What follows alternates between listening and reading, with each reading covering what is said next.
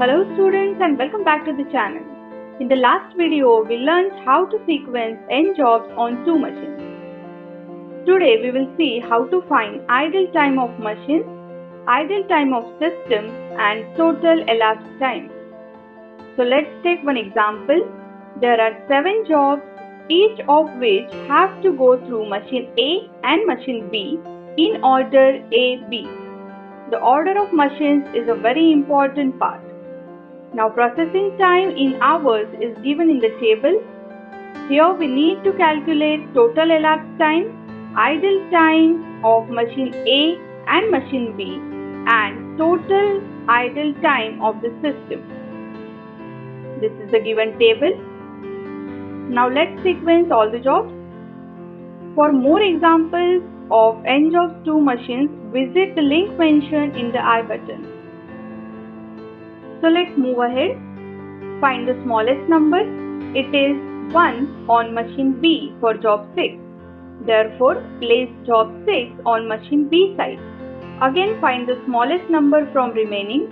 It is 4 on machine A for job 1 and on machine B for job 4. So place job 1 on machine A side and job 7 on machine B side. Now the next smallest number is 7, which is on machine A and B for job 4. So you can place job 4 either on machine A side or machine B side. Here I have placed job 4 on machine A side. Now the smallest number is 10, which is on machine A for job 5 and machine B for job 2 and job 3. Now put job 5 on machine A side and for job 2 and job 3 compare numbers on machine A, that is 13 and 14. The smaller one is 13, hence put job 2 on machine B side and then put job 3 on the remaining place. Here is the final sequence. Now this is the standard table to find the idle time and elapsed time. The first column is job sequence. Here's the job sequence which we found out. For machine A, the in time for first job is 0 because this is the first job to enter the process. Out time will be in time plus processing time. Processing time is 4. So the out time will be 0 plus 4 is equal to 4. Now see this carefully. The out time of the previous job will be the in time for next job because when process on machine A is completed for job 1, then only next job can be loaded on the machine A, right? So in time for job 4 is 4 and out time is 4 plus processing time, that is 7, which is equal to 11. Now 11 will be the in time for job 5. Out time for job 5 will be 11 plus 10 equal to 21. Next, in time for job 3 will be 21 and out time will be 21 plus 14, which is equal to 35. Next, in time for job 2 is 35 and out time will be 35 plus 13 equal to 48. Similarly, for job 7, in time is 48 and out time will be 48 plus 8, which is equal to 56.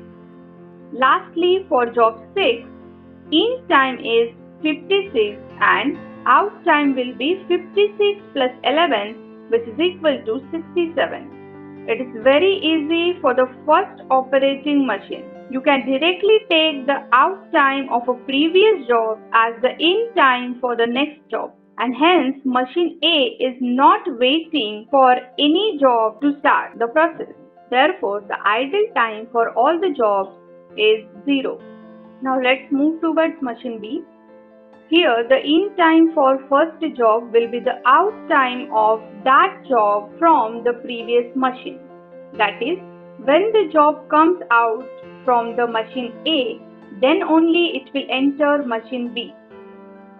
So, the in time for job 1 is 4 and the out time will be 4 plus the processing time 7, which is equal to 11.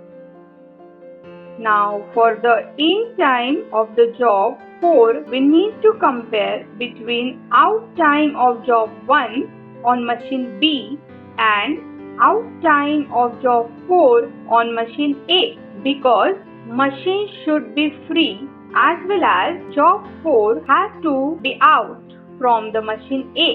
जिस machine पे हमें काम करना है वो machine भी free होना चाहिए और जिस जॉब पे हमें काम करना है उस जॉब का पहला प्रोसेस कंप्लीट हो जाना चाहिए, right?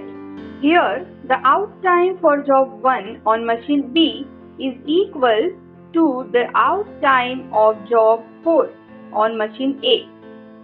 So we will take 11 as in time for job 4 on machine B. Out time for job 4 will be 11 plus 7, which is equal to 18. Again, repeat the same process. Compare between the out time of the previous job on the machine B and out time of the same job on machine A. That is for job 5 on machine A. The larger value is 21. Hence, the in time for job 5 on machine B will be 21. And out time will be 21 plus 13, that is the processing time, is equal to 34.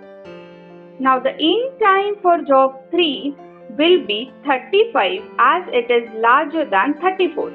Out time will be 35 plus 10 equal to 45. Similarly, job 2 in time is 48 and out time is 48 plus 10 equals to 58. For job 7, in time is 58, which is bigger than 56, and out time is 58 plus 4 equals to 62. Now for the last job, job 6, the in time is 67 as it is bigger than 62, and out time will be 67 plus 1, which is equal to 68. Now let's calculate idle time for machine B. When the first job is on machine A, at that time machine B is idle. Therefore, initial idle time is 4. After that, you have to take the difference between out time of a previous job and in time of a current job. Now for job 4, it is 11 minus 11, 0. For job 5, it is 21 minus 18 equal to 3. For job 3, it is 35 minus 34 equal to 1.